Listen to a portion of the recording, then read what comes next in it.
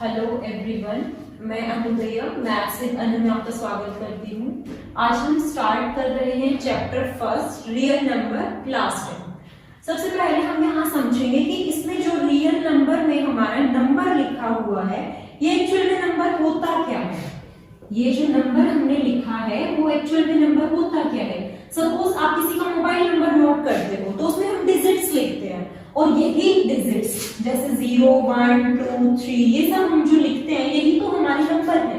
अब इन्हीं नंबर को जोड़कर हम कितनी बड़ी कितनी छोटी डिजिट का एक नंबर बना सकते हैं। ठीक है, अब इसी नंबर को हम आगे कैटेगराइज करते हैं अलग अलग डिविजन अलग अलग रूल के अकॉर्डिंग। और सबसे पहले अगर मैं बात करना चाहूँ इवन नंबर की कि इवन नंबर जो बेसिकली होता है वो होता क्या है। अगर सपोज मैंने यहाँ लिखा है 2, 4, 6 अप टू सो ऑन इस तरीके से, ये यहाँ मैंने लिखा है कि यहाँ मैंने वो नंबर लिखे हैं जो या तो 2 के मैं कहना चाहूँ मल्टीपल है या फिर मैं कहना चाहूँ कि वो नंबर जो हमारे 2 से डिविजिबल है।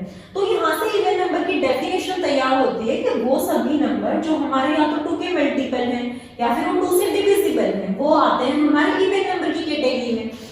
अब इसी के बाद अगर मैं बात करना चाहूँ कि ऑड नंबर क्या होते हैं, सपोज मैंने लिखा है 1, 3, 5 इसी तरीके से अगर मैं लिखती जाऊं इन्हीं नंबर को वर्कर के गैप से, जैसे 3 के बाद मैंने 4 को लेफ्ट किया है 5 मैंने लिखा है, तो ये सारे नंबर इन शॉर्ट अगर मैं कहना चाहूँ तो वो नंबर जो हमारे 2 से डिविजिबल नहीं है वो आते हैं हमारे ऑड नंबर की कैटेगरी में। ठीक है, अब मैं इसी के साथ कंटिन्यूएशन आपको एक नंबर और बता देती हूँ जिनको कहते हैं हम प्राइम नंबर। प्राइम नंबर कौन से नंबर होते हैं? प्राइम नंबर वो नंबर्स होते हैं जो या तो अपने आप से डिविजिबल होते हैं या फिर वो अपनी टेबल के अलावा 1 से भी डिविजिबल हैं। जैसे मैंने लिखा है 2, 3, 5 या मैं इसी तरीके से कुछ और नंबर भी लिख दूं। अब अगर हम बात करना चाहें 2 की, तो जो 2 है वो या तो हमारा 1 से डिविजिबल है या फिर वो 2 से डिविजिबल है, लेकिन इसके अलावा वो किसी और नंबर से डिविजिबल नहीं है। उसी तरीके से अगर मैं बात करना चाहूँ 5 की, तो जो 5 है वो या तो 1 से डिविजिबल है या फिर 5 से डिविजिबल है, इसके अलावा वो किसी से भी डिविजिबल नहीं है। तो इन शॉर्ट प्राइम नंबर वो नंबर्स होते हैं जो या तो 1 से डिविजिबल होते हैं या फिर वो इटसेल्फ से डिविजिबल होते हैं, उनको हम प्राइम नंबर की कैटेगरी में रखते हैं। अब जैसे मैंने ये नंबर लिखे उसी में बात करते हैं हम नेचुरल नंबर की। हमारे नेचुरल नंबर क्या होते हैं? हमारे नेचुरल नंबर वो नंबर होते हैं जो स्टार्ट तो हमारे 1 से होते हैं लेकिन हमें नहीं पता कि वो जाते कहां तक है, इसीलिए हम एक इंफिनिटी का सिंबल बना देते हैं जिसका मतलब होता है कि ये नंबर हमारे कंटिन्यूएशन में है और हमें नहीं पता ये कहां जाकर खत्म होंगे। इनको कहते हैं हम नेचुरल नंबर। अब इसी नंबर नेचुरल नंबर में अगर मैं एक चीज और ऐड कर दूं या मैं कहूं कि एक नंबर अगर मैं और ऐड कर देती हूँ और वो नंबर है हमारा 0, वो नंबर है हमारा 0 के बाद अगर मैं फिर से सारे के सारे नेचुरल नंबर लिख देती हूँ तो अब हम इस पूरे कलेक्शन को क्या कहेंगे? इस पूरे कलेक्शन को हम कहेंगे होल नंबर। तो होल नंबर की डेफिनेशन बन गई कि वो सारे नंबर जो नेचुरल तो हैं लेकिन नेचुरल होने के साथ साथ उसने 0 को भी अपने आप में इंक्लूड कर लिया है, तो वो नंबर आ जाते हैं हमारे होल नंबर की कैटेगरी में। अब अगर ऐसे कोई कहना चाहे कि ठीक है आपने 0, 1, 2 मतलब पॉजिटिव साइड में तो नंबर लिखे हैं लेकिन अगर इन्हीं नंबर्स को हम नेगेटिव साइड में भी लिखें तो हम उन नंबर्स को क्या कहेंगे? ठीक है, इन नंबर्स की कैटेगरी को हम नाम देते हैं इंटीजर्स। इन नंबर्स की कैटेगरी को हम क्या नाम देते हैं? इस नंबर की कैटेगरी को हम नाम देते हैं इंटीजर्स। मतलब वो सारे नंबर जो नेगेटिव भी है, 0 भी है और पॉजिटिव भी है, वो सारे नंबर हमारे कहलाते हैं इंटीजर्स। अब इसे इंटीजर में अगर मैं बात करना चाहूँ कि हमारे नेगेटिव इंटीजर क्या होते हैं, पॉजिटिव इंटीजर क्या होते हैं, या उसको दूसरी लैंग्वेज में हम कह सकते हैं नॉन नेगेटिव या फिर नॉन पॉजिटिव नंबर। सबसे पहले मैं आपको बताती हूँ कि नेगेटिव इंटीजर किसको कहते हैं। वो सारे नंबर जिनके आगे माइनस का साइन आया हुआ है वो हमारे कहलाते हैं नेगेटिव इंटीजर। राइट, क्यों नेगेटिव आया तो हमने बोला नेगेटिव और इंटीजर तो वो है ही। उसी तरीके से वो सारे नंबर जिनके आगे या तो प्लस का साइन है या फिर कोई भी साइन नहीं है उनको कहते हैं हम पॉजिटिव इंटीजर। इस पॉजिटिव इंटीजर का ही दूसरा नाम होता है नॉन नेगेटिव। मतलब नॉन मतलब नहीं और नेगेटिव मतलब नेगेटिव की जो नेगेटिव नहीं है। अब नेगेटिव नहीं होगा तो वो बेसिकली क्या होगा? वो पॉजिटिव होगा। उसी तरीके से हम इनको कह सकते हैं नॉन पॉजिटिव इंटीजर, मतलब नॉन में नहीं, पॉजिटिव मतलब पॉजिटिव की जो पॉजिटिव नहीं है, ऑफ कोर्स जो पॉजिटिव नहीं है तो वो नेगेटिव होंगे, क्योंकि हमारे पास दो ही तरह के नंबर होते हैं, या तो पॉजिटिव होते हैं या फिर नेगेटिव होते हैं, राइट। अब इसके बाद हम बात करेंगे रियल नंबर की, लेकिन रियल नंबर डिस्कस करने से पहले मैं आपको बताना चाहूंगी कि रैशनल नंबर, इरेशनल नंबर, ये हम किसको बोलते हैं, रैशनल और इरेशनल नंबर कौन से होते हैं। रैशनल नंबर पहले मैं आपको बताना चाह रही हूँ कि वो कोई भी नंबर जिसको हम p by q के फॉर्मेट में रखते हैं, लेकिन उसके साथ हमें एक कंडीशन इंपोज करनी होती है, और वो कंडीशन क्या होती है कि q हमारा नॉट इक्वल टू 0 होना चाहिए। सपोज मैं थोड़ी देर के लिए इस कंडीशन को छुपा लेती हूँ, मैं कहती हूँ कि p by q any number which can be written in the form p by q is known as rational number, लेकिन ये डेफिनेशन हमारी गलत हो जाएगी। क्यों गलत हो जाएगी? सपोज मैं p को ले लेती हूँ 5 और q को रख लेती हूँ 0। 5 अपॉन 0, किसी भी नंबर के अपॉन में जब 0 आ जाता है तो वो नंबर हमारा इंफिनिटी मतलब नॉट डिफाइंड बन जाता है, लेकिन यहाँ मेरा मोटिव तो नहीं है ना कि मैं आपको इंफिनिटी नंबर लाती हूँ, इसीलिए हमने कंडीशन इंपोज की थी कि हमारा q जो है वो नॉट इक्वल टू 0 होना चाहिए। सपोज अब अगर मैं 5 के अपॉन में 1 रख देती हूँ तो यहाँ से जो हमें 5 divided by 1 which is equal to 5, ये दोनों नंबर हमारे रैशनल नंबर कहलाएंगे। अब कोई मेरे से पूछेगा कि 5 के तो डिनोमिनेटर में कुछ भी नहीं है, तो ये हमारे रैशनल नंबर कैसे हुआ? ठीक है, अगर हम 5 के अपॉन में 1 रख दें, एक ऐसा नंबर रखने से जिसकी वैल्यू पर कोई भी इफेक्ट ना आए, उस नंबर को हम बोलेंगे रैशनल नंबर। 5 अपॉन 1 भी, और अगर वैसे इन अनदर वे अगर सिर्फ 5 लिखना चाहूं तो ये दोनों नंबर हमारे रैशनल नंबर कहलाएंगे। अब हम बात करते हैं इरेशनल नंबर की।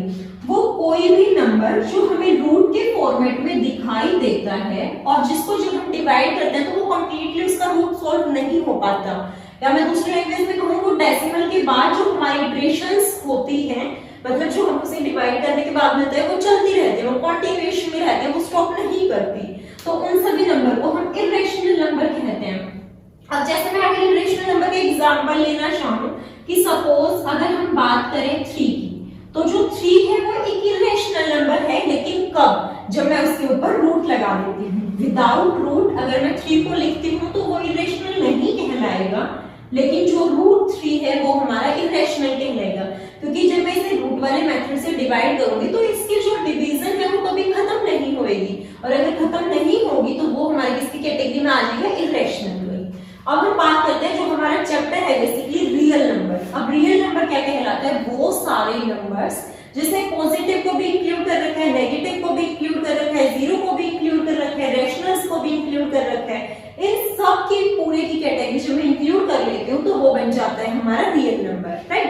अब हम इसके बाद बात करेंगे यूक्लिड डिवीजन लेमा की। जो यूक्लिड डिवीजन लेमा है, जो इस चैप्टर का बेसिकली हमारा बेस है, जिसके बेस पे इसके क्वेश्चंस होने वाले हैं, वो डिवीजन लेमा हमारा क्या कहता है। अब हम बात करेंगे उस लेमा की। ये है हमारा यूक्लिड डिवीजन और लेमा, या हम इसे यूक्लिड रिजल्ट भी बोल सकते हैं, लेकिन वो रिजल्ट हमें बेसिकली कहता क्या है उस रिजल्ट को हम बाद में एक्सप्लेन करेंगे। उससे पहले मैं आपको एक चीज करके बताती हूँ। सपोज मैं यहाँ एक नंबर 15 लिखती हूँ और इस 15 को मैं दो अलग अलग नंबर से आपको डिवाइड करके बताती हूँ। एक बार मैंने बताया कि मैं इसको 2 से डिवाइड करके देख रही हूँ, और एक बार मैं इसी 15 को 3 से डिवाइड करके देख रही हूँ। यहाँ हम डिफरेंट सिचुएशन लेके चल रहे हैं, जिसके बेस पर हम यूक्लिड डिवीजन लेमा की बात करेंगे।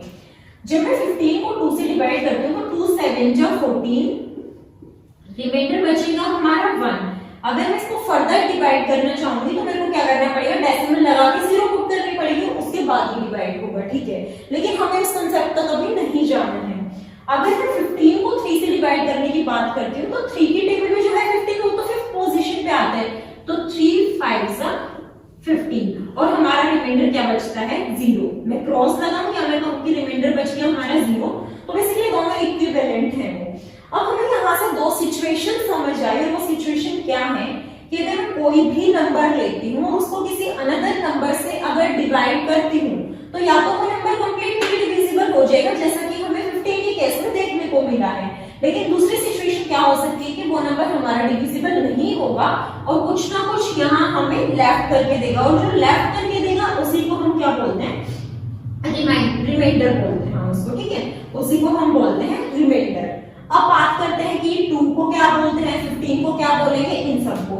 अगर मैं 2 की बात करना चाहूं तो इसको बोलते हैं हम डिवाइजर, राइट। अगर मैं 15 की बात करना चाहूं तो इसको बोलते हैं हम डिविडेंड, डिविडेंड। और जो हमें ये डिवाइड करने के बाद मिलता है उसको क्या बोलते हैं हम, उसको बोलते हैं क्वोशिएंट। अगर आपको ये चीज समझ आ गई है तो अब इसके बाद यूक्लिड डिवीजन लेमा कुछ भी नहीं है, क्योंकि जो यूक्लिड डिवीजन लेमा है वो बेसिकली इसी डिवीजन के ऊपर हमारा एप्लीकेबल होता है।